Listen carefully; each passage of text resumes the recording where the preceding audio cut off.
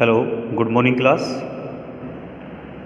Today I will discuss the second video for cash flow statement, and second topic is cash flow from investing activities. Cash flow from investing activities, accounting standard. Third, investing activities are the acquisitions and disposal for the long term assets. In this case, the long term assets and other investments and not included in the cash equivalents. The amount of cash flow arising from investing activities, जो cash flow statements होता है और investing activities में जो analysis increments होता है, represented the extent to which expenditure has been incurred to generate future income and cash flow. ठीक है ना, future income and cash flow. They are cash flow from the investing activities are exhibited as follows.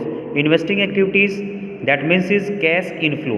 That means cash किस तरीके से हमारे form से company के अंदर आता है तो वो यहाँ पर ये बताता है. और कैश आउटफ्लो कैसे होता है तो वो यहाँ से इस तरीके से, जैसे मान लीजिए हमने कोई फिक्स एसेट्स है उसको सेल कर दिया. Sale of fix assets, sale of investment, interest received, dividend received, rent received, इस तरीके से जो भी हमारी एक्टिविटीज़ होगी वो इन्वेस्टिंग एक्टिविटीज़ के अंदर कैश इनफ्लो के अंदर आएगा. कैश आउटफ्लो की बात करें तो कैश आउटफ्लो में क्या किया, देखिए जैसे यहाँ पे हमने क्या किया, सेल ऑफ फिक्स एसेट्स. ऐसे हमें क्या करना है, यहाँ पे रेसिप्रोकल हो जाएगा purchase of fix assets. In this case यानी यदि हमने परचेज किया फिक्स एसेट्स को तो वो हमारा आउटफ्लो होगा और इन्वेस्टिंग एक्टिविटीज़ के अंडर हेड में आ जाएगा. इसी तरीके से purchase of investment, income tax यदि कोई है, if identified with investing activities, loan and advance granted यदि कोई है, brokerage paid and purchase of investment. इस तरह की जितनी भी एक्टिविटीज़ होंगी वो सारी की सारी हमारी क्या होंगी, cash flow from investing activities के अंदर आ जाएंगी. ठीक है ना. इसके बाद cash flow from investing activities is ascertain by analysing the change on fix assets, कि चेंज इन फिक्स एसेट्स किस तरीके से होगी, लॉन्ग टर्म इन्वेस्टमेंट कैसे आइडेंटिफाई करेंगे, the beginning and the end of the years, यानी दोनों तरीके से दिया होगा, बिगिनिंग ईयर भी दिया होगा और एंड भी दिया होगा. ठीक है ना, बिगिनिंग भी दे रखी होगी अमाउंट और एंड भी दी होगी. For the getting the missing figure regarding the purchase, हमें ये फाइंड आउट करना है कि जो परचेज किया है या सेल किया है फिक्स एसेट्स किस तरीके से किया है. Depreciation, fix assets account and provision for the depreciation accounting are prepared. ये सारे हमें अकाउंट्स क्या करने होते हैं, देखिए प्रोविजन फॉर डेप्रिसिएशन अकाउंट भी हमें दिया होगा, फिक्स एसेट्स अकाउंट भी दे रखा होगा. इस तरीके से हमें ये अकाउंट्स प्रिपेयर करने पड़ते. These accounts can be prepare in two ways, दो तरीके से हम इनको बना सकते हैं. जैसे मान लीजिए केस फर्स्ट है, हमें फिक्स एसेट दिया हुआ है तो fix asset on written down value basis, हम क्या करेंगे, रिटन डाउन वैल्यू बेसिस पे हम इसको फिक्स एसेट्स को आइडेंटिफाई करेंगे. In this case depreciation in charge to the assets, हम चार्ज करते हैं किस पर, एसेट्स पर. Account and balance of the assets account show that written down value of the assets which is also called the book value. ठीक है ना, इसको बुक वैल्यू बोलते हैं. जैसे मान लीजिए हमारे पास कोई फिक्स एसेट्स है, फिक्स एसेट्स मान लीजिए कोई हमने मशीनरी अकाउंट बना दिया, तो सबसे पहले हमारा जो टू बैलेंस बी डी है उसको लिखेंगे और यहाँ लिख देंगे टू बैलेंस बी डी और यहाँ लिखेंगे बाई बैलेंस सी डी. ठीक है ना. कोई एसेट्स हमने बेच दी तो वो क्रेडिट साइड में होगी.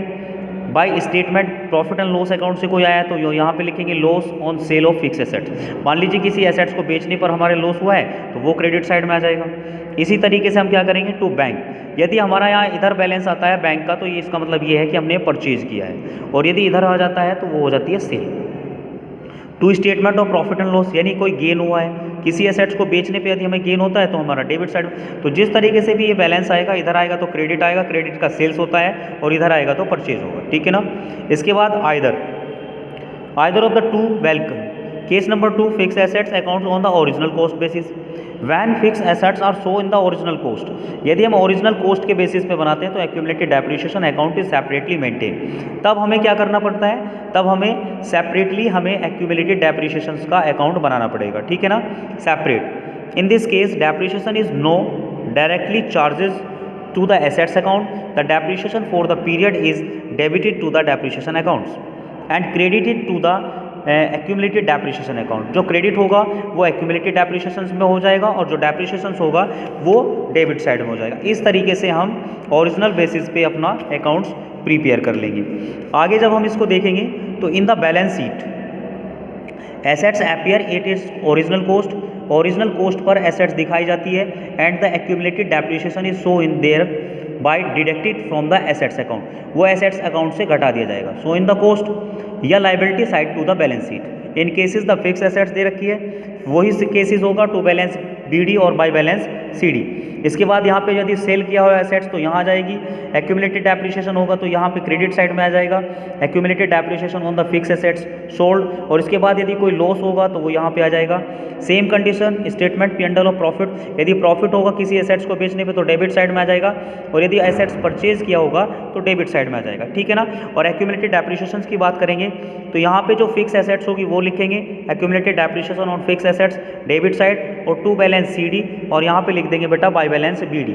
Statement profit and loss accounts, यहाँ क्रेडिट साइड में depreciation charge for the current year, जो करंट ईयर का डेप्रिसिएशन होगा उसको चार्ज करेंगे और यहाँ पे लिख देंगे हम इसको क्रेडिट साइड में। तो इस तरीके से हमारे फिक्स एसेट्स अकाउंट बनाने पड़ेंगे जब हम इन्वेस्टिंग एक्टिविटीज़ को कंप्लीटेड करते हैं। इसके बाद हमारा थर्ड जो लास्ट नंबर का है ये होता है हमारा cash flow from financing activities. इसके अंदर क्या होगा देखिए, there are the activities which result in change in the size and composition of the owners, यानी ओनर्स की कंपोजिशन, कितना शेयर है, कितना उसके पास चेंज हो रहा है। जैसे कैपिटल होगी उसकी इंक्लूडिंग द प्रेफरेंस शेयर है, प्रेफरेंस शेयर कैपिटल है, बोरोइंग्स इंक्लूडिंग डिवेंचर्स है of this enterprises from the other sources. It is useful in the proceeding claim on the future cash flow by the provision for funds to the enterprises. और cash flow fund जब बढ़ता है हमारा जो financing activities के द्वारा वो दो तरीके से बढ़ता है, ये कैश इनफ्लो है और ये हमारा कैश आउटफ्लो है। तो इनफ्लो में क्या होगा देखिए, मान लीजिए हमने इशू कर रखे शेयर,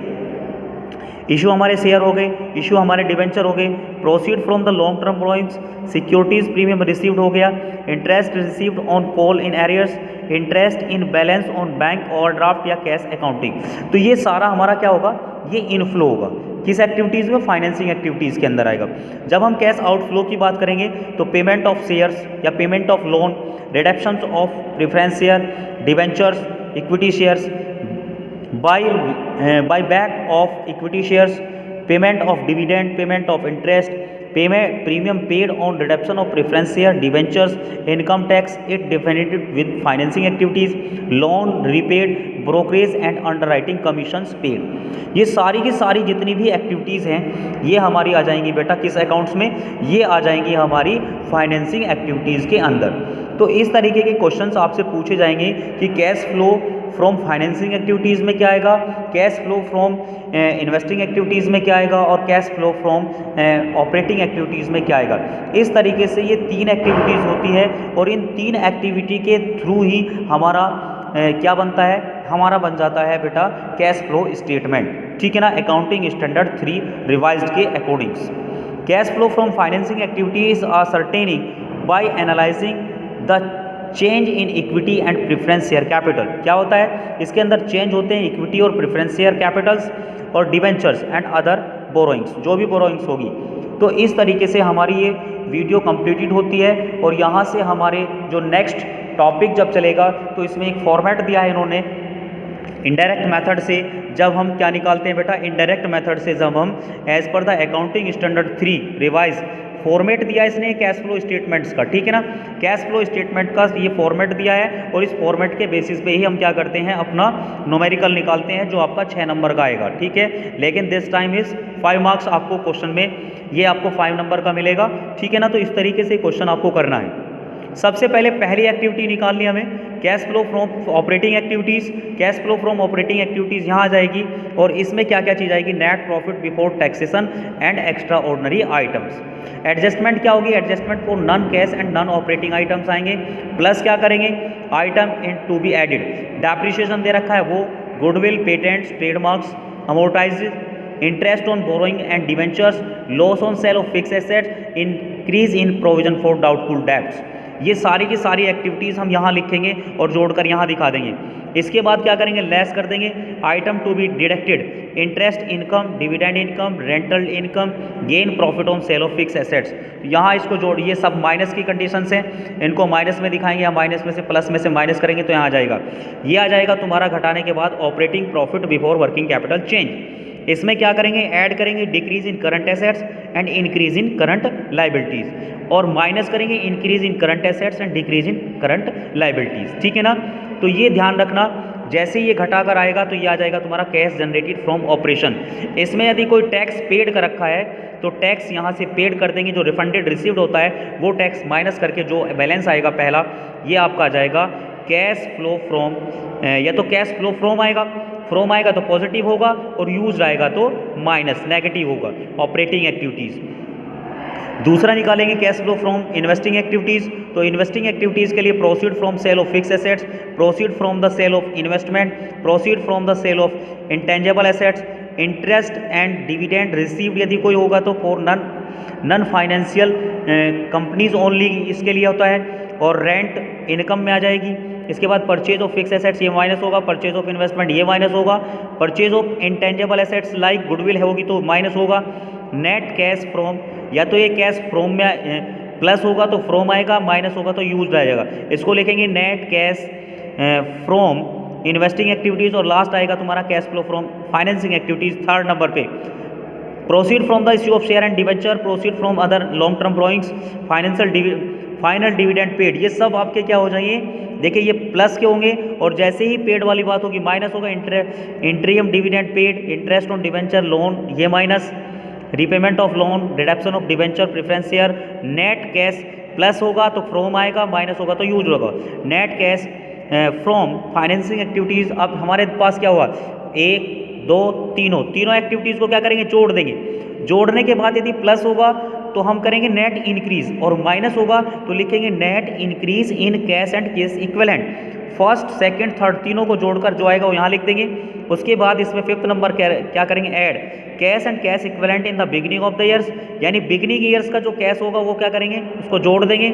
ऐड क्या करेंगे, cash in hand, cash at bank, short term deposit और मार्केटेबल सिक्योरिटीज़, ये चारों चीज़ें इसके अंदर जोड़ देंगे।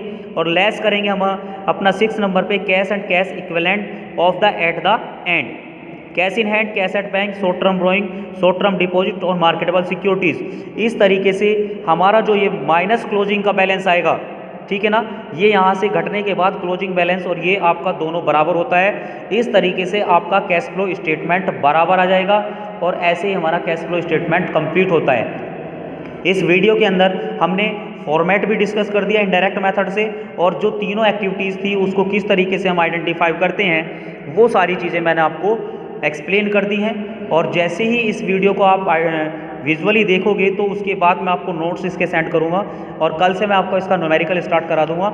ठीक है, thank you classes, best of luck.